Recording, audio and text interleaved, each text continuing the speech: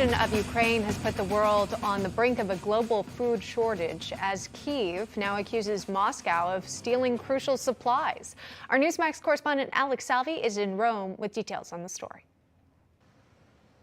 Ukraine is asking Turkey to investigate Russian vessels accused of taking grain from territories captured by Russian forces.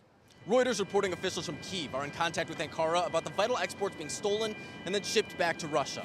This only increases fears of a food shortage in Ukraine and around the world, as prices are already reaching record levels. Turkey is acting as a mediator between Russia, Ukraine, and the United Nations to try and reach a deal to export Ukrainian goods, as President Tayyip Erdogan says it's a race against time for some countries. We don't have a problem with these issues at the moment, but there are problems globally.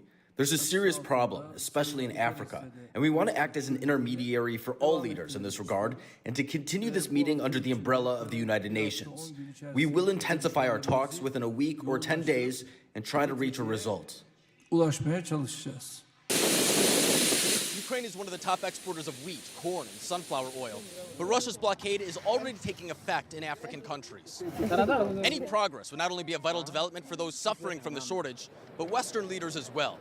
If the parties were to come to an agreement, it would be a rare, if not the first, meeting of the minds since the start of Russia's invasion. Western leaders are trying to move fast as they want to replenish stockpiles before the autumn harvest, when they believe that any shortages will start to have devastating effects all around the world. Back to you. Alex, thanks so much. Let's bring back in our panelists, Aaron Perini and Doug Collins there. If we could, that's happening overseas. It's a lot to keep track of. Let's turn stateside, though. President Biden will head to Ohio today. He's going to speak at a union training center in Cleveland. He's going to tell workers his policies will shore up troubled pension funding for millions. Of course, Doug Collins, this comes at a time when we are facing 40-year record high inflation here, just as we headed to break. We were talking about the trouble within the Democratic Party, sort of the low approval that he was facing by his own side of the political aisle. What happens next? Well, it just shows that you can't have what I call index card leadership. And leadership is not found on an index card. You can't tell him to walk in a room, sit, stand, speak, call on people and call that leadership. And it's amazing to me having to go into Cleveland today to shore up blue-collar workers. These are the ones who are being hit hardest by the rising inflation, by gas costs, by food costs, by rents going up. It's just amazing. And then to go in there and tell them, well, the way that we're going to do this is we're either just not doing anything, we're going to raise interest rates, we're not working on energy independence for America, we're not working on getting new jobs. And this is just a tough sell. But the problem is they have done nothing on this front. And I think this is going back to the story we just talked about before the last break. And that is why Democrats are running from the Joe Biden administration as fast as they possibly can. Down here in Georgia, Raphael Warnock, Stacey Abrams, others don't want to be seen with them. And going into Ohio, which is already trending Republican, with this kind of message just shows the very ineptitude of this administration trying to make something out of a very bad situation when only 10% of the country actually believes that the country's on the right track.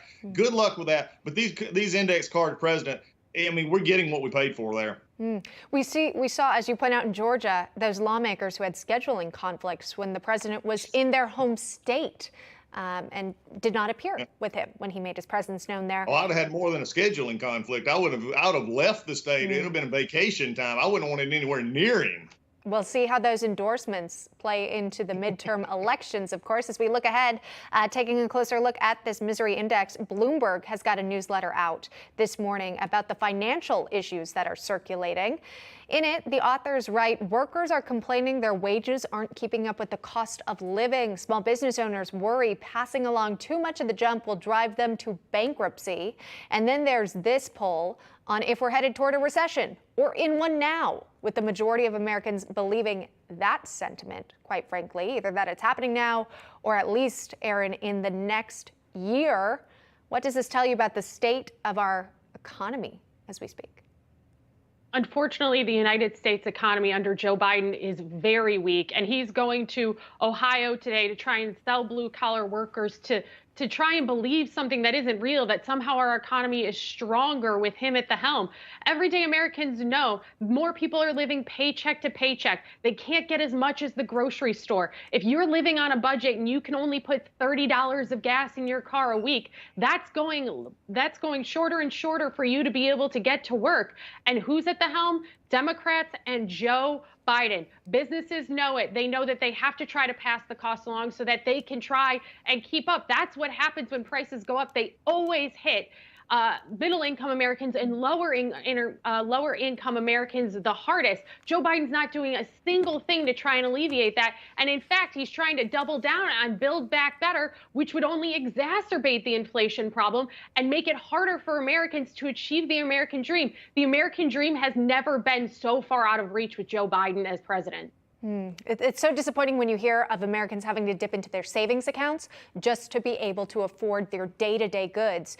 Let me ask you, Doug, about this plan in California. We've seen the state offering checks, what they're calling, inflation checks here. About some can range in how much financial assistance is being sent out, but up to $1,000.